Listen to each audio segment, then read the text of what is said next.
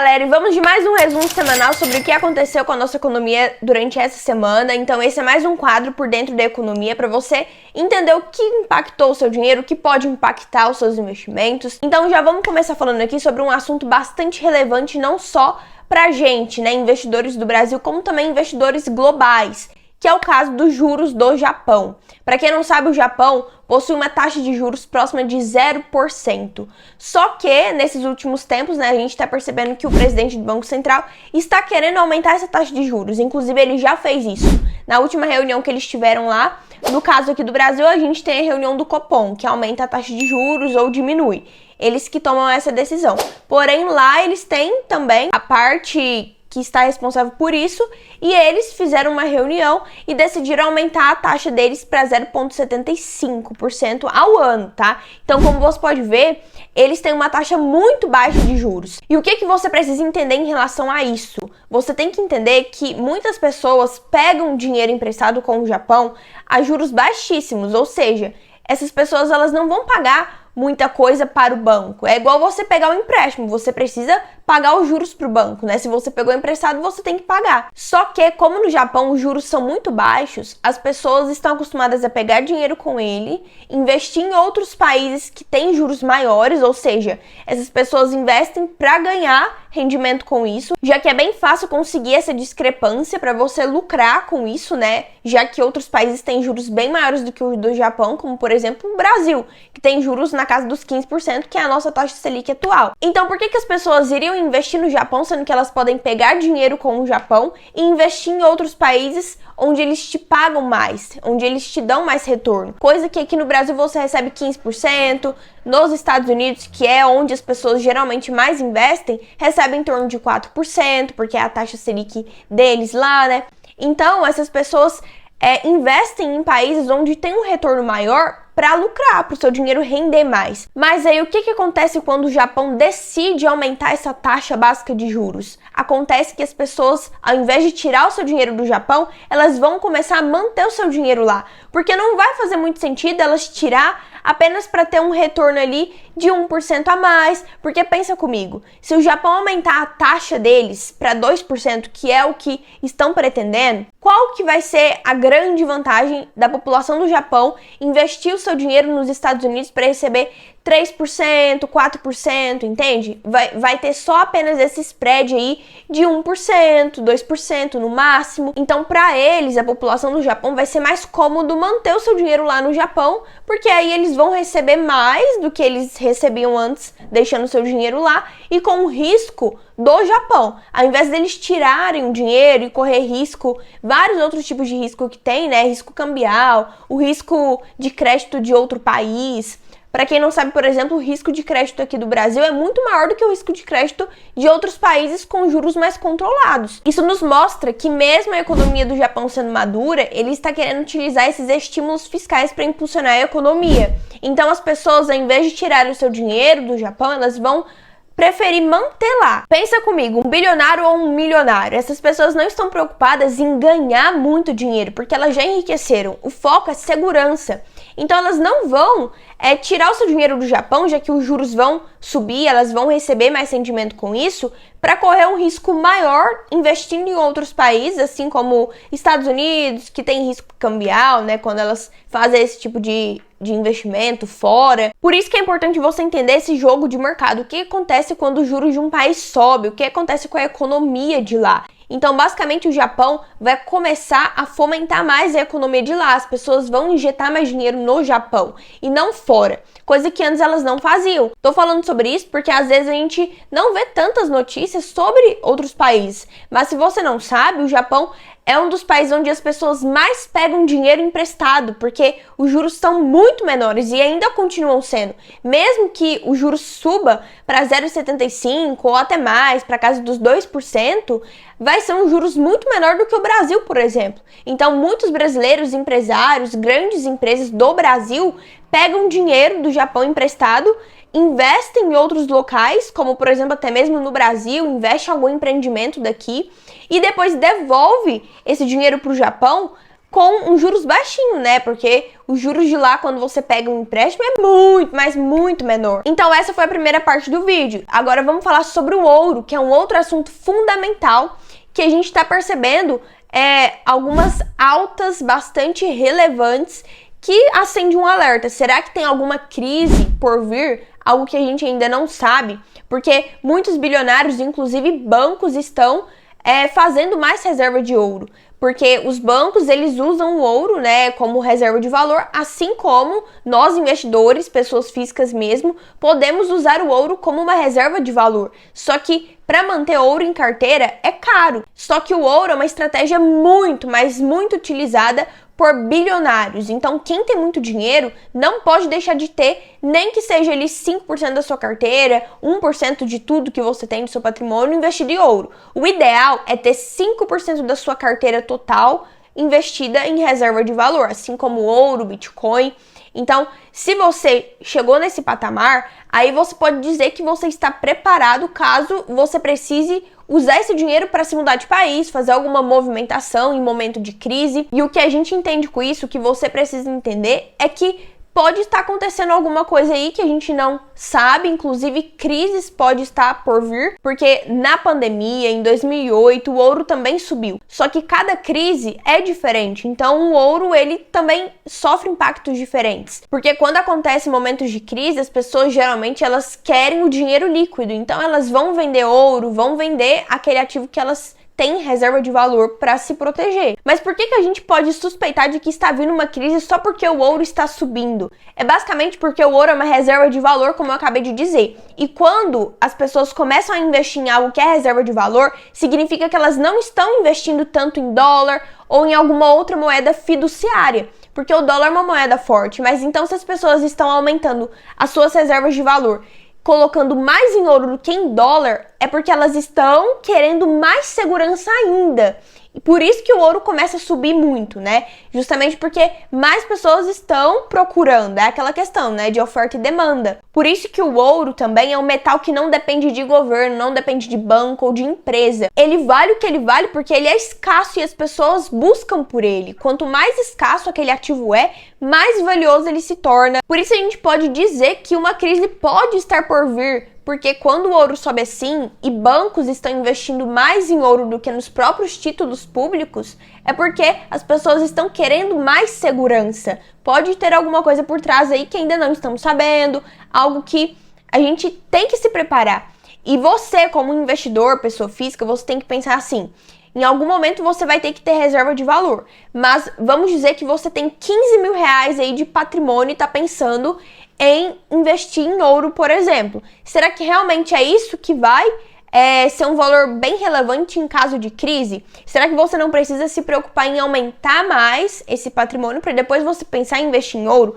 Você até pode, né? Vamos supor que você tem 15 mil reais, como esse exemplo que eu falei. Você até pode investir um pouco em ouro para entender como que funciona. Só que para um patrimônio que não é tão relevante ainda, ter uma reserva de valor ali vai apenas te gerar custo, porque é algo caro. Agora, se você já é um investidor que tem 100 mil reais, 500 mil, 1 milhão de reais investidos, você já tem que pensar em reserva de valor, é necessário. E é necessário que você já tenha esse conhecimento quando você chegar nesse patamar investido, entende? Então é bastante interessante você entender a fundo, né, o motivo que está por trás, porque entendendo o motivo do porquê tudo isso acontece, você consegue compreender muitas coisas. E agora só a título de curiosidade, porque não é o foco desse vídeo aqui hoje, mas eu pretendo trazer um vídeo específico só falando sobre ouro e mais detalhes sobre isso também, né? Mas como que você pode comprar ouro? Talvez você tenha essa dúvida.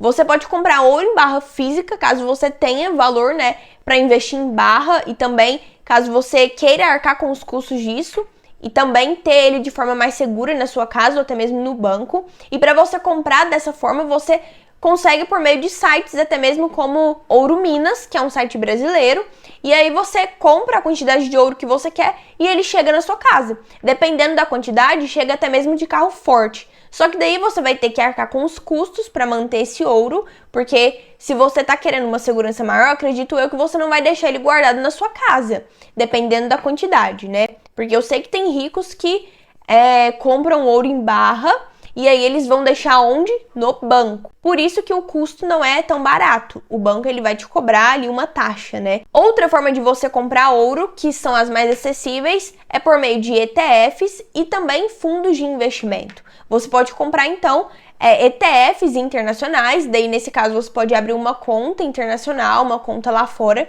como por exemplo o IAL, que é um ETF que investe em ouro. E também, caso você não queira abrir uma conta internacional, tem ETF aqui no Brasil como o Gold 11, que é um ETF bastante acessível, bem mais acessível e mais simples de você investir do que abrir uma conta lá fora, ou até mesmo comprar as barras de ouro, né, como eu disse. Geralmente esse ETF é a porta de entrada para você começar a investir em ouro, começar a entender como que funciona esse mercado e já ter a sua reserva de valor ali, uma parte, né, investida em ouro, porque esse ETF ele vai comprar cotas do IAL, que é o ETF internacional. E aí o que você precisa entender, né, existe a taxa de administração por trás disso. Aí você vai pagar a taxa tanto do Gold 11 quanto a taxa do IAL, porque um compra de outro. De qualquer forma, de todas as maneiras, você vai ter que pagar algum tipo de taxa, spread, tem também o risco cambial, né?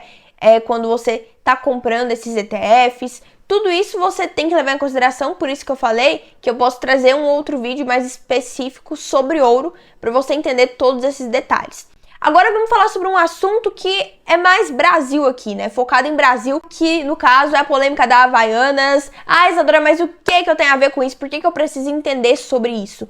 E basicamente eu quero que você entenda a parte das ações, né? A parte que envolve o mercado ali mesmo, as ações da Havaianas, o que você tem que levar em consideração. O que eu quero que você entenda quando surge alguma polêmica como essa é que qualquer notícia que surge assim, as ações daquela empresa, caso ela tenha capital aberto na bolsa de valores, são impactadas. E foi o que aconteceu no caso da Havaianas. Só que isso durou poucas horas, não durou nem um dia, se eu não me engano. As ações da Havaianas caiu no momento em que começou todo esse bafafá, mas logo depois ela voltou a subir.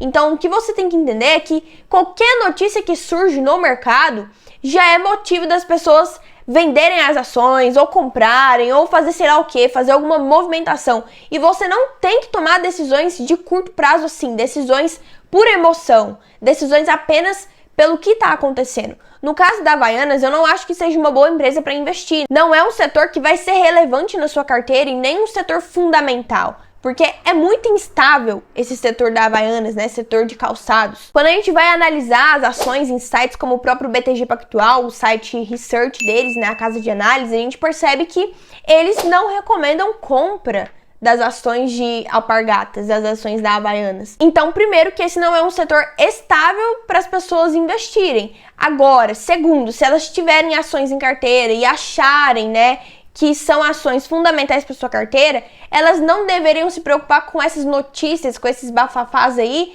que surgem e achar que tem que vender às pressas, entende? Então, se você tivesse ações de Havaianas, por exemplo, um erro que você cometeria seria vender elas às pressas, até porque se você fosse vender, você venderia ela no momento de baixa. Agora, se tratando desse marketing da Havaianas, na minha opinião, foi muito ruim, porque acredito que esse não era o foco da empresa, até porque eu acho que ela tirou o comercial do ar, né?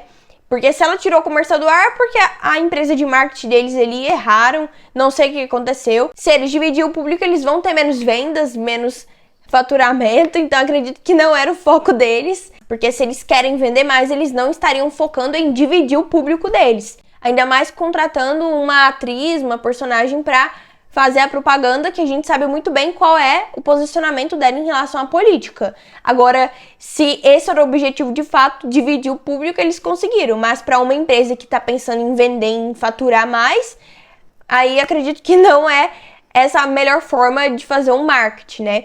Então, essa é a minha opinião. Conta aqui nos comentários o que você achou sobre isso. É algo que não é tão relevante, caso você nem tenha ações da Havaianas, mas eu trouxe esse assunto nesse resumo só para te mostrar como que o mercado é impactado quando surgem notícias como essa, de curto prazo. Imagina se fosse uma empresa de um setor fundamental para você investir. Vamos supor que seja uma polêmica com a Petrobras.